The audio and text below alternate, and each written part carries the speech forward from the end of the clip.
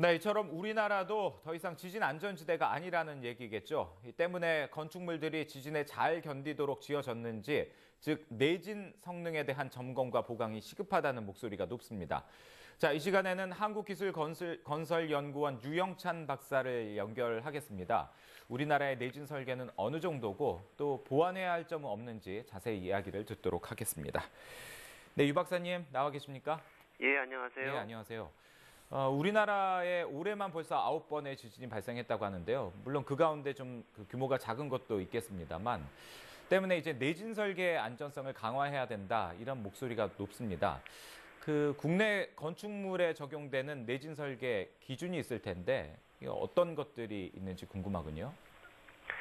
예, 우리나라는 1962년에 건축법이 제정될 당시부터 건축물은 지진에 대해서 안전한 구조를 가져야 한다라는 규정에 따라서 내진 설계를 명문화하기는 했습니다. 하지만 이를 위한 세부 시행령이 구비되지 않아서 실질적으로 시행되지 못하고 있다가 1988년도에 관련 시행령 및 시행 규칙이 정비되면서 6층 이상의 건축물에 대해서 우선 지진에 대해서 안전성을 확인하기 위한 제반 기준이 마련이 되어 있습니다.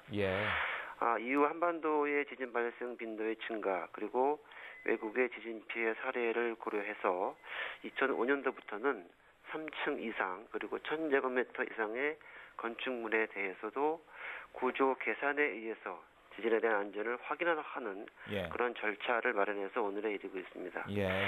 우리나라의 그 내진 설계 기준에서 목표로 하고 있는 성능 기준은 1000년에 1회 발생될 정도의 지진 규모, 이를 저희는 천년 재현주의라고 합니다. 그런 지진에 대해서 건물의 구조적인 손상은 발생할 수 있으나 붕괴에 이르지 않도록 하던 것으로서 우리나라 지역에 따라 차이도 있지만 지진 규모로 보면은 5.5에서 6.5 정도의 크기가 됩니다. 어제 발생한 태안 반도의 지진 규모는 5.1 정도니까 우리나라 내진 설계 기준보다 작은 규모라고 할 수 있겠습니다.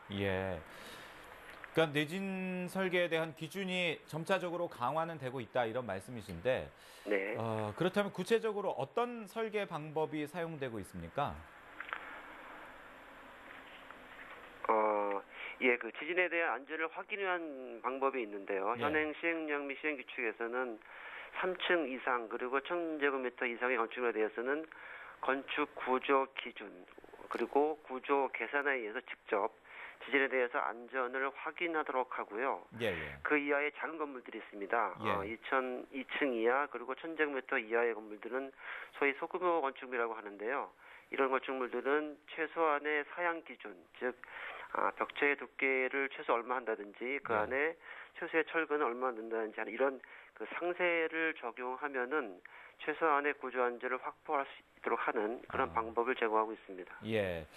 앞서 박사님께서 우리나라 내진 설계가 법적으로 시행된 게 88년이라고 하셨던가요? 네, 그렇습니다. 그렇다면 이제 30년도 채 안 됐다는 얘기인데, 그렇다면 그 전에, 그러니까 88년 전후에 만들어진 건축물, 이런 것들은 좀 지진에 취약하지 않을까, 이런 우려도 되는데 어떻습니까? 앞에서 말씀드린 것처럼 우리나라 내진 설계가 적용된 건축물은 88년 이후에 6층 이상, 그리고 확대가 된 2005년부터는 3층 그리고 1000제곱미터 이상의 건축물로서 현재 내진 설계가 되지 않은 건축물은 전체 건축물의 약 80% 정도가 됩니다. 이런 건물들이요. 통상 중력 하중에 대해서 적절하게 설계됐다고 하면은 지진에 대해서도 어느 정도 안전성은 확보할 수 있다고 할 수 있지만 이 지진이라고 하는 것은 일반 중력 하중과는 달리 수평 방향으로 작용하는 힘이기 때문에 만약에 특별히 횡력을 고려하지 않고 설계된 건물 중에서 예를 들어 필로티 같은 건물이요. 이런 필로티 건물은 1층은 주차장 등으로 쓰기 위해서 비워놓고 2층부터는 벽식 구조로 건설된 이런 구조를 말하는데 이런 필로티 구조물이나 또 80년대에 건설된 아파트 중에서 한 방향으로만 벽체가 배치되어 있는 이런 그 특이한 구조를 가진 벽식 아파트 등은 특히 지진에 취약하다고 할 수 있겠습니다. 그렇다면 지금 그 내진 설계 기준에 따라서 지어지지 않은 건물, 예를 들어서 기존의 건축물이라든가 소규모 건물, 이런 걸 그렇다고 뭐 다시 다 지을 수는 없는 일일 거고요. 그 내진을 보강하기 위해서 그렇다면 어떤 방안들이 추진되고 있는 겁니까? 예, 정부에서는 2008년도에 지진재해 대책법을 제정하였습니다. 그래서 일단은 공공건축물을 중심으로 해서 내진 설계를 적용하지 않은 기존 건축물에 대해서도 내진 성능을 향상하도록 법으로 유도하고 있습니다. 예. 특히 그 2008년도에 발생된 중국의 서완성 지진의 교훈으로부터 2011년부터는 학교 내진 보강 공사를 본격적으로 시행하고 있습니다. 예. 이와 같은 학교 내진 보강 공사는 학교를 이용하는 어린 학생을 지진으로부터 보호하자는 취지뿐만 아니라 지진 발생 시에 구호소나 피난소를 활용하기 위한 그런 방안이 되겠습니다. 예. 그리고 또 소규모 건축물 같은 경우에 2011년도에는 별도의 구조 지침을 제정을 해서 아까 말씀드린 별도의 구조 설계를 하지 않아도 지진은 물론 적설이나 바람 등으로부터 안전성을 확보할 수 있는 그런 가이드를 제공하고 있으며 예. 특히 작년부터죠. 2013년부터는 이상기후 변화에 대응한 소규모 건축물의 구조 안전 확보를 위한 종합 연구를 5개년의 기간으로 본격적으로 착수하고 있습니다. 예.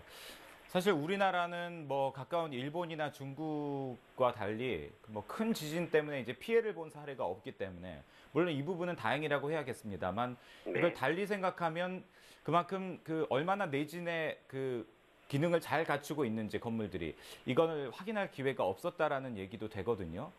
그 최근 들어서 이제 강진의 지진이 자주 발생하고 있는데 그렇다면 안전성을 강화하기 위해서 어떻게 해야 될까요? 예, 현재 지금 우리나라가 적용하고 있는 내진 설계 기준은 선진 미국이나 일본의 기준을 참조해서 만든 것이기 때문에 네. 지진 피해 방지를 위한 외국의 최신 연구 결과를 반영한 것이라고 할 수가 있겠습니다. 예. 하지만 이러한 설계 기준이 우리나라의 현실을 적합하게 반영하고 있는지에 대해서는 전문가 그룹 내에서도 일부 이견이 있습니다. 예. 그래서 이제 우리나라의 그 예 중에 하나가 우리나라의 지진 위험도가 적합하게 평가되었는지 또는 우리나라에는 또 우리나라에서만 독특하게 건설되고 있는 건물 형식 등이 있습니다. 예. 그런 것들이 적절하게 반영되었는지 뭐 그런 것입니다. 예. 현재 우리나라에서도 관련 연구가 많이 수행되었고 또 현재 많이 진행되고 있기 때문에 우리나라 현실에 적합한 한국형 내진 설계 기준을 본격적으로 정비할 때라고 생각이 됩니다. 예. 한국형 내진 설계 기준이 필요하다. 네. 이 말씀으로 정리를 하도록 하겠습니다. 지금까지 한국건설기술연구원의 유영찬 박사였습니다. 박사님 오늘 말씀 고맙습니다. 고맙습니다.